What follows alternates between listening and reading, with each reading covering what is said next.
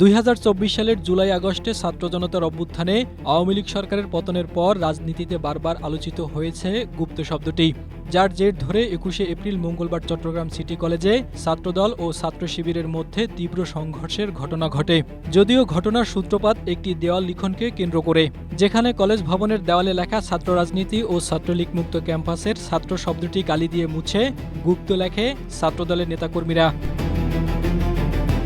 ছাত্র শিবিরের পক্ষ থেকে দাবি করা হয়েছে, গুপ্ত লেখা নিয়ে তারা কোনো প্রতিক্রিয়া দেখায়নি, বরং সিটি কলেজে টাঙানো তাদের দলীয় পোস্টার নামিয়ে দেয় ছাত্রদল।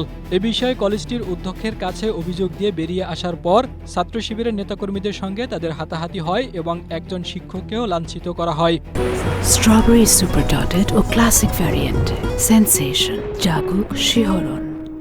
এ ঘটনার প্রতিবাদে ওই দিন বিকেলে ছাত্র শিবির মিছিল বের করলে তাতে বহিরাগতদের নিয়ে হামলা চালায় ছাত্রদল। এমনটাই দাবি করেছে ছাত্র শিবিরের কেন্দ্রীয় সভাপতি নুরুল ইসলাম।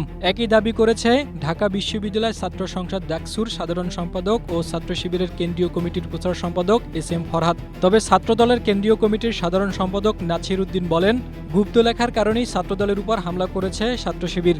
যদি তা না হতো তাহলে ছাত্র শিবির আরেকটি গ্রাফিতি এঁকে এর প্রতিবাদ জানাতে পারত। কিভাবে রাজনীতিতে গুপ্ত শব্দটি এত আলোচনা এলো?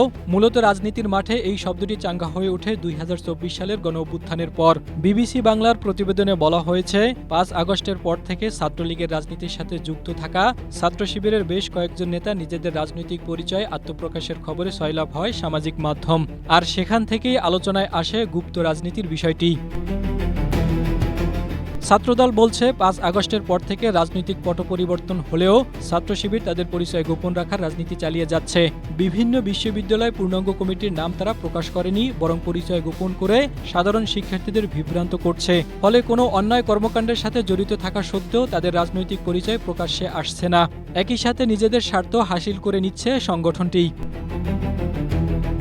তবে ছাত্র শিবিরের নেতারা বলছে, দেশ পরিচালনায় বিএনপি সরকারের ব্যর্থতা ঢাকতেই এই সময় এসে গুপ্ত নিয়ে বিতর্ক উদ্দেশ্যমূলকভাবে চাঙ্গা করা হচ্ছে। ছাত্র শিবিরের কেন্দ্রীয় সভাপতি নুরুল ইসলাম বলেন, বিএনপি তাদের মতো করে রাজনৈতিক ফায়দা হাসিলের জন্য জাতীয় জায়গা থেকে রাজনীতিতে দৃষ্টি ফেরানোর জন্য সম্ভবত এই ধরনের এজেন্ডা বিভিন্ন জায়গায় বাস্তবায়নের চেষ্টা করছেন।